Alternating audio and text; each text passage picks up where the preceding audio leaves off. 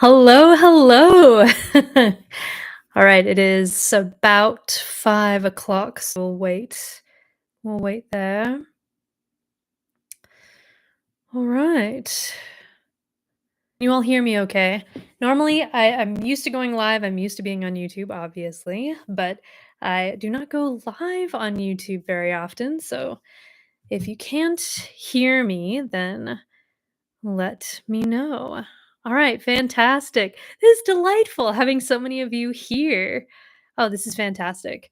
Yeah, so welcome to the Authortube Writing Conference 2025. I am Carly Stevens, and this is Carly Stevens Books for all things writing, publishing, and indie author life. And today I will be talking about mastering point of view.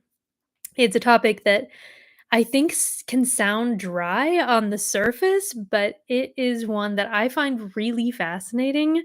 So I'm just gonna get into it here.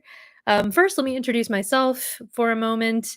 I feel like it's a good idea to understand where you're getting information from, and something that maybe people should be more in the habit of asking. Like what makes you the person to listen to. And in this case, I do have some credentials. So I studied English all the way up through college. I taught English at a high school level for 13 or 14 years, depending on how you want to count. I'm a multi genre published author who has mostly fantasy, but I also have some other genres as well. So I've played around with different styles, and I don't fall into one side or the other of the literary or genre fiction divide. I think that's a kind of false dichotomy, and there can be amazing works on both sides. So, wherever you fall on this spectrum, whether you're trying to write the next masterpiece that wins awards, or you're trying to write a fun rom-com that just has the right kind of voice to it, whether you are new or you've been around the block, hopefully you get some good nuggets from this presentation. And I want to leave some room at the end for sure for Q&A, more than I usually would leave at the end. So make sure to hang on to your questions.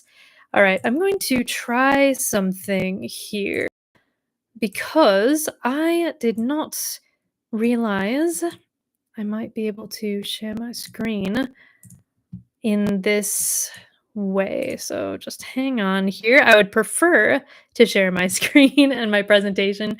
I was prepared to just go, old school analog and describe everything. And I'm decent at that, but I like having visuals. So please hold while I get this up. I'm not going to try this for too long before I just go for it. Oh my goodness. Yes. Look at this. Okay, how delightful. We have a presentation that I can go through. Oh, this is wonderful. All right, this is so much easier than doing what I was planning to do. All right, so here are those credentials I was talking about. I have written several books. I'm a YouTuber, of course. Carly Stevens Books is the main channel that you should subscribe to if you like this kind of thing. Why am I the one teaching the course? Here is more info about those credentials. Here are some of my books. Okay. All right, so here is the bit. Trying to see both at the same time here. Oh, very, very fancy. I'm used to other platforms, so please bear with me, the live capabilities. Okay, so I am a teacher, right? So objectives. What do I want you to get out of this? Decide which point of view is right for your story. I'm going to talk about a few directions of point of view, a few different aspects of point of view, and you can decide what is best for your story. Apply understanding of deep POV. This is an ever increasing in popularity style of narration. It's not something that I think everybody needs to do, but I think it is something that is very useful to have in your back pocket. Even if you're not going to write an entire story in deep POV, I think knowing how it works and being able to sort of narrow your camera into this close up angle is a really great thing to be able to do. And the tips and tricks in order to do that are pretty straightforward, which is nice. So, and then develop a strong narrative voice.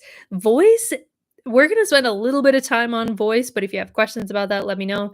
Voice is one of those nebulous things that everybody nods and says, ah, yes, voice. It's what agents look for, a real strong voice. And the way they talk about it is like the X factor, like either you have it or you don't.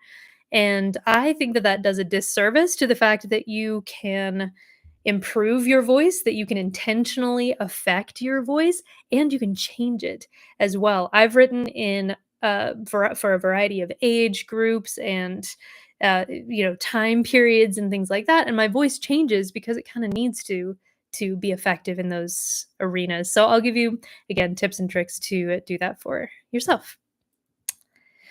All right. So, which point of view is right for your story? Let's get our terminology right. So, first person POV.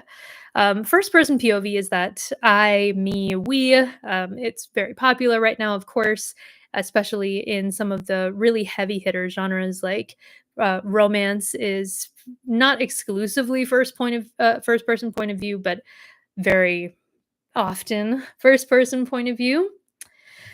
But I have had naysayers, and I'm going to assume that none of you are these sorts of naysayers, but I've had naysayers say, ah, this is what's wrong with people today. They all want this first person nonsense. To which I respond, Dante Alighieri used first person in the Inferno in the Divine Comedy, and Sir Arthur Conan Doyle used it in Sherlock Holmes. So this is not a brand new thing. It's just gained in popularity and has overtaken in some circles third person. So it's not um, a newfangled thing that when people should be going back to third person. There are pros and cons to both styles, and I'm going to briefly talk about those.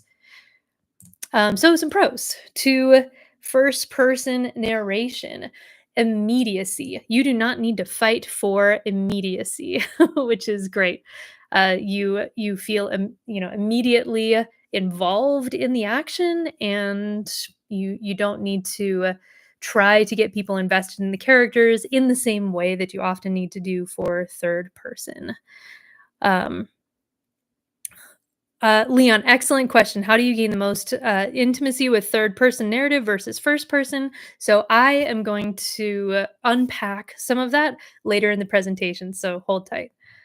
Um, Buy-in is another. So if you are hearing a story from first person, there is this kind of connection that naturally forms. There's an amount of buy-in that you have in the character and in the story that, again, you have to fight a little bit harder to develop with third person. You can definitely achieve very similar things with third person narration, but you have a little bit of a barrier to overcome. So that's another pro to writing in first person. And like Six Cats Press, many people naturally choose to write in first person because it feels like a I don't know, a believable, authentic way to write. And if that's your situation, then awesome.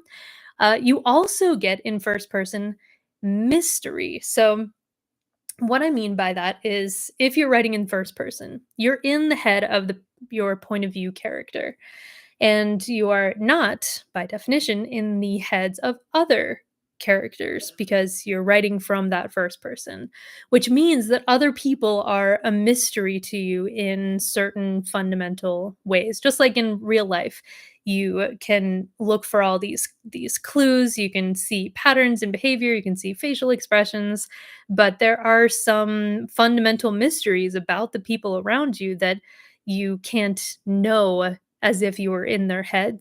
So first person for that reason is a wonderful choice for writing mysteries, for writing horror, for writing some of those things that you want a very limited point of view to describe.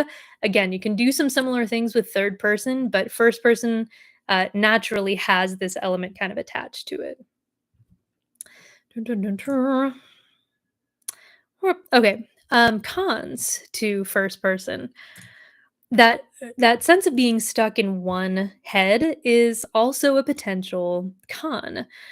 People have more recently developed the idea of having multiple points of view, all in different first person, uh, with different first person narrators. That is a more recent development. That's not something that existed in the same way in historical texts, for example. But that is a handy way around some of this issue of being stuck in one head at a time. So you have to get creative if you want to describe the physical appearance of the main character, for example. If you're writing in third person, you can sort of turn around and look at the character in a way that first person doesn't allow. So, how do you describe the physical characteristics of your character without having them look in a mirror or something equally kind of clunky? You have to get more creative, right? So you could use things like contrast. So I am a short person, and when I'm in a crowd, I tend to be, by contrast to the people around me, shorter. I can't see as well. Um, Sometimes people will compare their, other characteristics to someone else. Sometimes a an unhelpful person will point out a contrast between, body types, or um, you got more tattoos than before. There are lots of different ways that you can get around this, but it is something that you need to think more actively about if you're writing in first person. And if you're using first person past tense narration, I went on this adventure. The implication is that you did not die on this adventure. And so if you're writing a thriller, which again is often in first person, it takes away a little bit of that um stress, will the character survive? There are ways around it. I have found ways around this. But generally speaking, if you're writing in first person, that character survives to tell the tale. Hopefully that all makes sense. Ooh, I read a lot of unreliable narrators, you say. I'm gonna get to unreliable narrators here, but I took longer than I usually do setting up, so we're gonna speed through some of this here. By the way, let's just interact a little bit here. Third person POV. I love third person point of view. It's what I grew up with. It was what I was most used to. I write more in first person now, but who knows what this fan art is depicting. It's one of my very favorite series of all time, which is written in third person. Anybody? Nobody out there knows who this gang of misfits is. There's even Chainsaw, the Raven there. So this is the Raven Boys, which is a fabulous series by Maggie Stiefvater. Highly recommend. All right, so you all know what third person point of view is. I imagine it's that he, she, it, they um, kind of narration. So we get that not only in older texts like, Jane Austen's Pride and Prejudice is in third person. Their Eyes Were Watching God by Zora Neale Hurston was in third person. Um, but Six of Crows, Return of the King, Salem's Lot, those are all third person. So historically, this is the most popular style. It's great for multiple point of view stories, but you can do first person for that as well. Description of your main character is easier. So this is kind of the inverse of what we saw with the first person, right? You have to work harder for people to care, and there is more of a temptation to tell instead of show. There's a place for telling, actually, that not enough people talk about, I think. But 9 times out of 10, it's better to show what's happening, to help the reader experience it rather than feeling like they're just being told something. And the temptation to just info dump and things like that tends to creep up on you more strongly if you're writing in third person than first. So these are things to be aware of. They can be overcome. Additional considerations with third person, you can do a, a little bit more, you have more options maybe with third person. So there are two primary third person. Where'd my, oh, there it is. Ay, ay, ay. Two primary third person ways of writing. There's limited, which is basically like first person, but using third person pronouns. It's when you're in one head only, and that is it. So all the entire Harry Potter series is only in Harry Potter's head. That's how there can be so much confusion about who's who's the villain and things like that, because you never get outside of his head to see other perspectives. You're always in his head. So that is limited. Or there's omniscient. Omniscient is not popular anymore. It was the way of telling stories for a very long time when we had more of a storyteller, telling stories aloud kind of culture, but that was things have obviously changed. So omniscient is still an option, like you see with the example there with Pride and Prejudice. But in general, omniscient storytelling needs to be, I feel like it needs to be done by someone who's really aware of what they're doing, so it doesn't come across as amateurish, head hopping, kind of unintentional hopping around to the different characters. So I would not recommend using omniscient point of view unless you feel very confident in that and you are practiced. Trying to think of people that I've seen do it who do it very well. I mean, Maggie Stiefvater does do it well in the Raven Boys occasionally. Charles Dickens does it, but it's not an easy feat. All right, deep point of view is a trending topic, I think, in the writing community. But what is it? Is a decent question, and how can you employ it in your writing? So, deep point of view, it is a technique to erase the presence of the author so the reader can more fully experience what the main character is experiencing. So, basically, it's a way of helping the reader forget that you, the author, are there, because the reader has essentially become the character and is experiencing what they're experiencing. So it's this very it's like you take limited third person point of view or first person point of view and really intensify it. That's deep POV. So here are some examples of what that looks like. We have Project Hail Mary. There are bits and pieces of it in Crime and Punishment by Dostoevsky. Book Lovers by Emily Henry does this. I love that. This is a great example from Guild by Raven Kennedy. So let's break it down.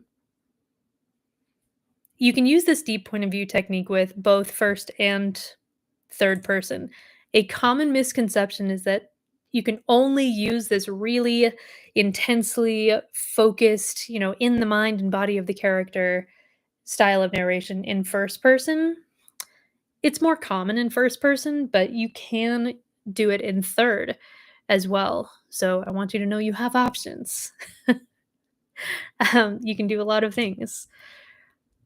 So we're not gonna talk about drawbacks because I only have so much time.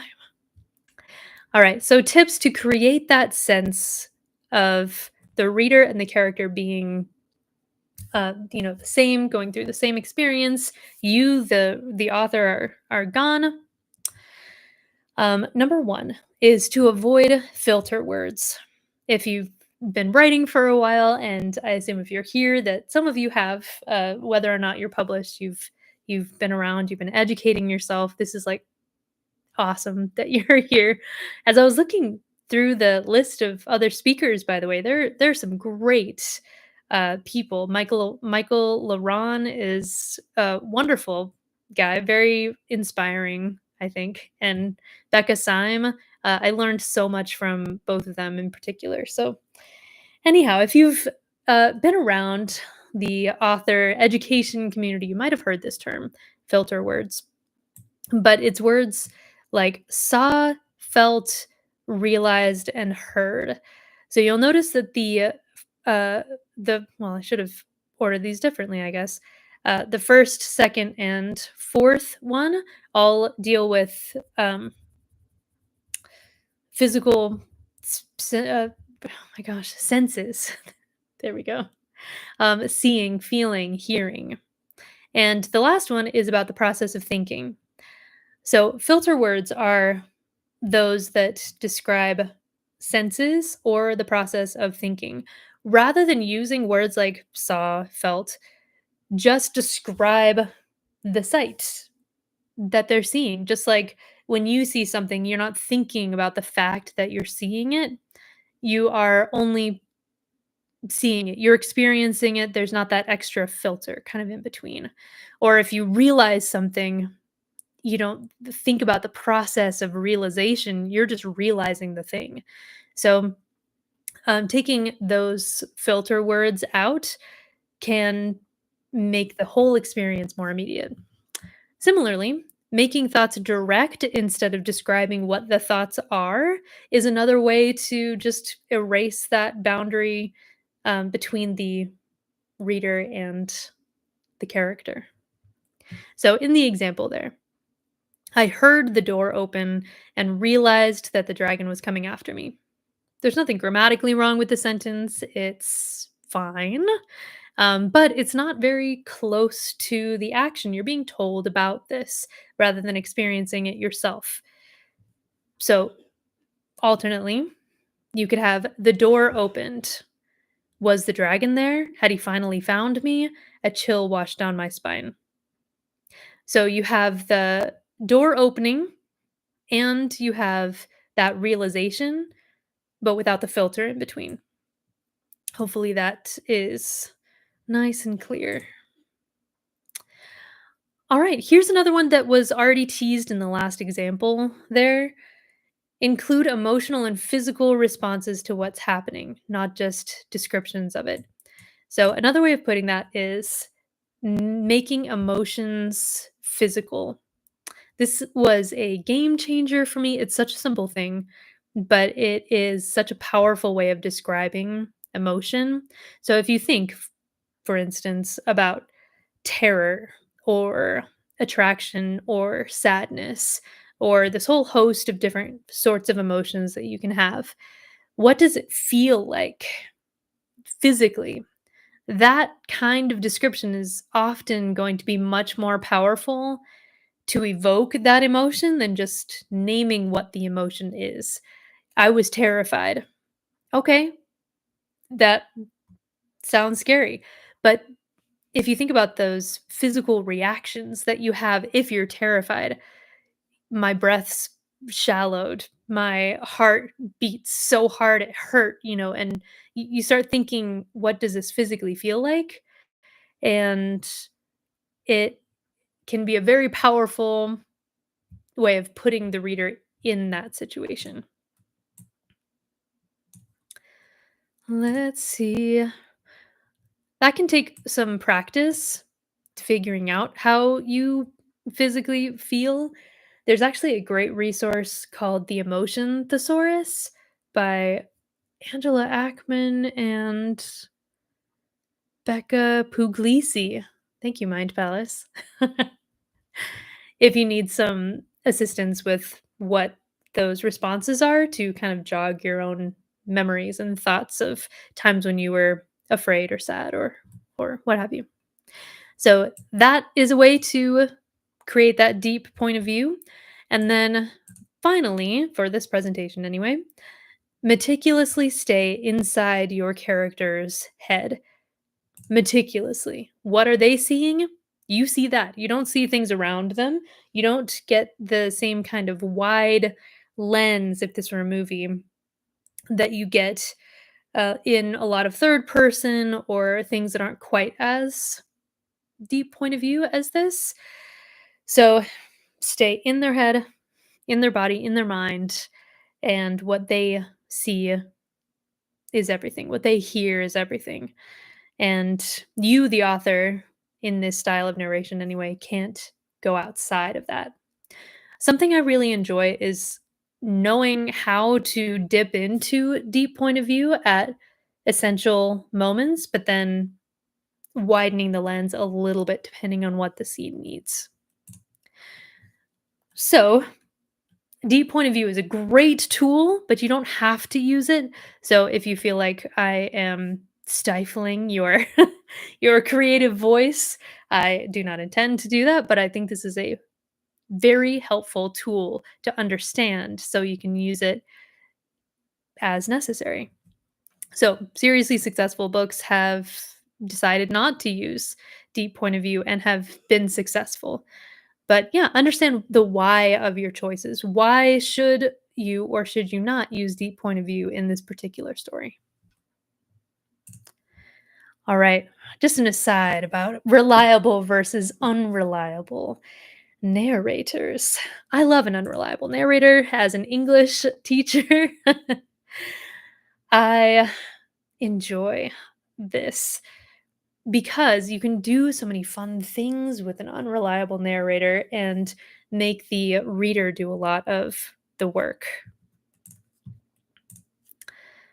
So, reliable versus unreliable narrators. The essential question is, can you trust the narrator, whoever it is, deep point of view, first person, third person, even, to tell you the truth, the reality of what's happening? Now, it's a spectrum here because every story needs a little bit of misunderstanding or growth or learning. So you're not going to have an omniscient narrator necessarily, or one that understands the reality of everything perfectly. But if you have a narrator that is lying to the reader or who is in some way impaired and unable to tell the reality of what's happening, like someone going mad, like the Telltale Heart we were all traumatized by, there is one instance I can think of where a very low intellectual capacity also was the reason for an unreliable narrator. We, as the readers, could see what was happening, but the character struggled to really understand. And I have an example here. So, an unreliable narrator.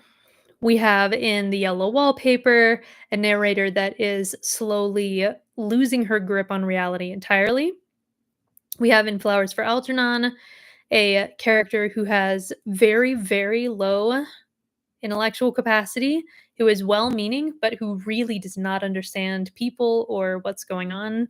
And the entire story is written in his voice. So, at least at the beginning of the story, as he's writing his diary entries, you have to figure out between the lines what's happening. So, unreliable narrators are ones that will describe what's happening, but who have ulterior motives for lying to you, who misunderstand if there's really a ghost in the room, and it causes a lot of uncertainty in the reader. So only certain stories are going to benefit from this. Most stories need a reliable narrator just so you can tell the story and people will believe you. But horror, mystery, and thrillers can definitely benefit from the reader not knowing what's real and what's not. An ambiguous ending or something. Whew. All right. And then the last topic I'm going to cover, and then I'll take a bunch of questions. Happy to expand on some of these topics, but I want to honor your time as well. Narrative voice. Everybody talks about voice. I feel like it's that thing, like in English class, everyone says, ah, yes, imagery. And then nobody defines imagery. It's sensory description, by the way, like the five senses. But it took me until like college for anybody to end of college for anybody to even tell me what that meant. But all the way up until then, people would use the word all the time. They'd say, "Ah, yes, what lovely imagery," in just something that was well written. I feel like voice is like that. People throw around the term voice and they don't define it often or at all. So I am here to to help because I was so perplexed by the idea of voice, especially when I first started writing, because I heard agents look for voice above almost anything else. And the way people talked about it was it's this mystical thing. It'll appear when you write more, and it just wasn't helpful. So I did some digging, and hopefully this will be helpful for you too. So, narrative voice, it's going to start out squishy, but I'm going to make it more concrete here. Narrative voice is what makes your style of writing unique. You can think of it like a way of speaking, not like you write exactly as you speak. Those are going to be different cadences and word choices and that sort of thing. But you can think of it as something that's kind of analogous. This person is not going to sound like this person is not going to sound like that person because there is a unique flavor to the way that we all speak. We make different references, we use different vocabulary and sentence structure, we have different artifacts in the way that we speak based on education and upbringing and race and gender and all these different things that impact the way that we speak and the way that we write. So, narrative voice is what makes your style of writing unique. It's connected to the personality of the narrator. So here's where it becomes not your speaking voice necessarily, but it is the voice that reflects the personality of your point of view character. Again, this is in third person or in first person. It doesn't matter. Both of them have narrative voice. So all these things can factor in nationality, education, age, preference, etc. But a strong narrative voice is going to sound like a person. It's not going to sound like AI. It's not going to sound like it's full of cliches, cliched ways of speaking. It's going to have its own personality. And that is more specifically what voice entails. It's that personality that comes through in the way that you write. Wow, wow. Here we go. Elements of narrative voice include, among other things, word choice. That's a big one. It seems like a small thing, but it has these massive consequences over time. Word choice, tone, preferred sentence structure, all of that is going to add up to this recipe of a narrative voice. So when I say that word choice really matters, I mean, is your narrative voice full of more archaic words? Is it full of more contemporary slang? What are the analogies that your characters tend to fall back on? Are they militaristic? Are they nature based? Are they, what is it that kind of characterizes their voice? So I'm not going to read all of these, but some great examples of strong narrative voice come from The Remains of the Day by Kazuo Ishiguro, Catcher in the Rye, famously by J.D. Salinger, and The Monsters We Defy by Leslie Penelope. All of these sound like people.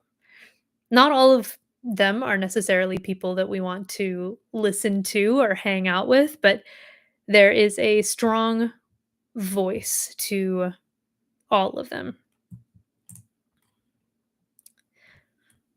So you could do something like this. We have some quotes here. We have some people with very different, distinct voices. And we know instantly who said each thing because Han Solo is going to be snarky. We know that Tom Holland is going to be informal.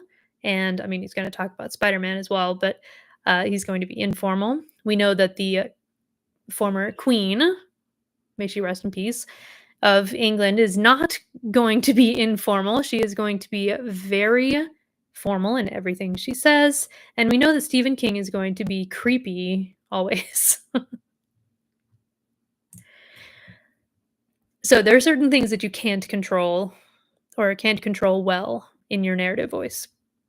And that is your predisposition toward those certain things, those word choices, those sentence structures, and generally what makes you you. You can't become a different person. You can stretch out into a lot of different personalities if you're a writer, but you can't, not be yourself to some degree or another. But what you can control is a whole heck of a lot, way more than people talk about. And I find it very exciting because one of the greatest compliments I recently got was that somebody who had read like three genres of mine or something said that every time I read something of yours, it sounds like that's the only thing you write. And I'm like, yes, I want my gothic horror to sound like that's all I do, because the voice is so tailored to gothic horror. Or if I'm writing cozy cottagecore fantasy, good for all ages, then I want it to be so cozy and so sincere, and the found family to be so sweet, and the place to be so wonderful that it seems like that's all I write. And so I've played around with all of this, and I like to think about it as toggling my natural writing voice because I do have kind of a natural voice. My first series is the closest to just my natural voice because I hadn't thought too much about all this yet. I toggle it for different genres or audiences. So, for example, I have two examples from things I've done. So these are not like the only toggles you can have. You can just kind of choose what sliding scale you want to use, but this is from Laertes, a Hamlet retelling, which is dark academia. It's literary. It's a Shakespeare retelling. It's set in the 20s. Like there's a very distinct literary flavor to this. So I smoked two cigarettes on the fire escape landing before writing Ophelia. Her latest letter excerpted a song that Hamlet had written for her, grammatically insensible but mouth-watering as chocolate ganache. I'm going complex here. I'm leaning into the academia side of myself really hard. I am leaning into the darkness. I'm leaning somewhat into the personal, but not always in deep point of view. Sometimes I go a little bit up here and then montage my way through some moments. So that compared to this sort of Christmas Hallmark romance. It's time, Dan announced. Dramatic pause, deep breath. For crime. He jumped over the back of the sofa, popcorn bowl in hand, etc. So I'm going much simpler. I'm going much more contemporary sounding. I'm going much lighter and toggling a lot of those things in a different direction. So you could also consider other toggles for your writing, like the audience, right? Children versus like trigger warning, dark romance for adults. Obviously, you're going to have different writing styles, different voices going on for that. Historical versus contemporary, same thing. So play around with it. Read in these different styles that you're interested in using. Not that you're recycling voice, but hopefully you see what I'm saying. Oh yay, plenty of time for questions. All right, so to go back to the objectives, decide which point of view is right for your story, apply an understanding of deep point of view, and then develop a strong narrative voice. So, of course, the question is what is going to serve your story best? What voice is going to serve your story best? What point of view, literally, first, third, limited, omniscient, deep point of view in either one of those? And it's the lens through which you see everything else. Um, so that is the meat and potatoes of my presentation. But if you'd like to hear more thoughts on different parts of this topic, there's more I can say. I'm happy to answer questions. I feel like that's the kind of the strength of this conference is the ability to ask questions specific to you. So I'm gonna open up the floor and stop sharing my screen here. All right, let's see. All right, we have some questions at the end here. I'm going to start with the most recent ones. Is deep point of view sensory language based? I wouldn't say that it's based in that, but I think sensory language is a fundamental aspect of it. I think it's a key ingredient without which it's not going to be successful, but I don't know that that is the thing that defines it, if that makes sense. All right, we're back to that question. How do you gain the most intimacy with third person narrative versus first person? So apply some of those deep point of view elements to your third person narration. Use direct thoughts. So direct thoughts are going to be those italicized, present tense, first person thoughts in your character's head instead of telling us about what they think. For instance, bring in that physicality of emotion to your third person character. All those things can be transposed into third person and don't only apply to first. If you do that enough and you begin on that sort of foot, then there's not a lot of that lag time before people feel that immediacy and buy in with third person just like they would feel with first. Is that Gondor and Rohan banners behind me? Yes. Yes, they are. I'm a joyful nerd here. Did you see the Billy Boyd signed photo? All right, let's see. What other questions do we have? Elaine asks, is voice like the natural comments or reflections of what's going on from your main character's point of view? If I understand your question correctly, then yes, voice is it is the narration, but it's infused with your character's personality.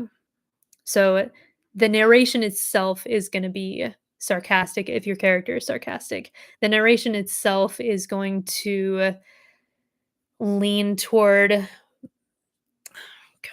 more caring outlooks on people if that's the personality of your character.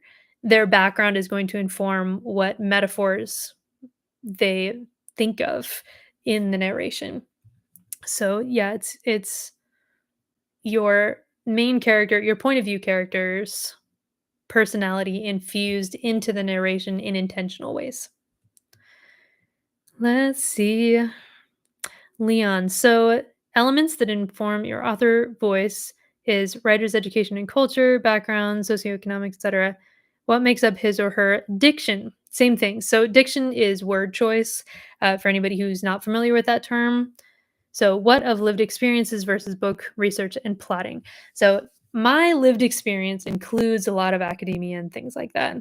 It does not include certain things that my characters have experienced, right? In Laertes, the Hamlet retelling, he is studying classics in Paris. And now I've kind of, I've visited, I took like a year of Latin. I haven't read all of his stuff. I've never been to Denmark. I don't know Danish things. I needed to do quite a bit of research into what that is like, what the who lives there, what how do they speak. So research can get you to mimic a voice that is not your own. If you read especially things that were written by or that feature people from that, group or whatever it is that you're trying to emulate, then you can get these little nuggets that will add realism to that voice and to that character.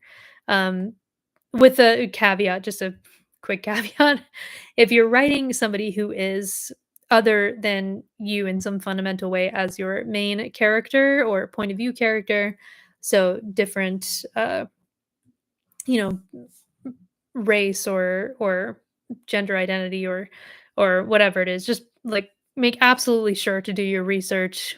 Always approach these things with respect. Get second opinions. Do your best, but then get second opinions. Don't assume that since you watched a couple videos, you are set. You can now write from the perspective of a marginalized group of which you are not a personal part. That's not to say that you shouldn't write a diverse cast. I think you should, but just be be aware, be careful, and be respectful of people. Let's see. Is cozy horror a thing? It is. It's a new thing. I just heard of it. I don't write it. I write either cozy or horror because that sounds um, a bit nuts, but I've never read it myself. Okay. Let's get just a couple more questions and then I'll let you go. They said I could go until for another 5 minutes or so, so I'm happy to stick around and do that. Let's see. What other questions did I miss? Mods, did I miss a question? I'm sure I missed a question as I was giving my presentation because I was not reading through the chat through much of that. So if you've been hanging on to a question, please put it in the chat again if you don't mind, and I'd be happy to, let's see, to answer those questions. Cozy horror just sounds nuts. If I write cozy, it's hedgehogs and scones. It is not murder and death and things like that. But then, yeah, I just haven't read it. I don't know what I would think exactly. I feel like I'd be kind of weirded out, but don't knock it till you try it, I guess. Okay, well, it looks like we are out of questions. I hope that this was helpful for you. It didn't go quite as smoothly as I hoped because of my technical, not even difficulties, but hiccups, perhaps. This is a topic that I find really interesting, just the ramifications of what it means to have this lens for your storytelling. So I hope this was useful. It gave you some things to think about and play with. Those toggles for your voice, I think, is an underrated idea that more people should at least try out if they're writing a story that and they're not quite sure how to mix up their ideas. All right. Well, this has been lovely. If you do like my teaching style and all of that, then definitely subscribe on YouTube. I post weekly, as do we all, I think, and enjoy the rest of the conference. You can learn a university's worth of education here on YouTube if you just find knowledgeable people and learn from them. So, yeah, this has been a delight, but I'm going to log off. Have a good life, everybody. Be of good cheer. Good luck with your future projects.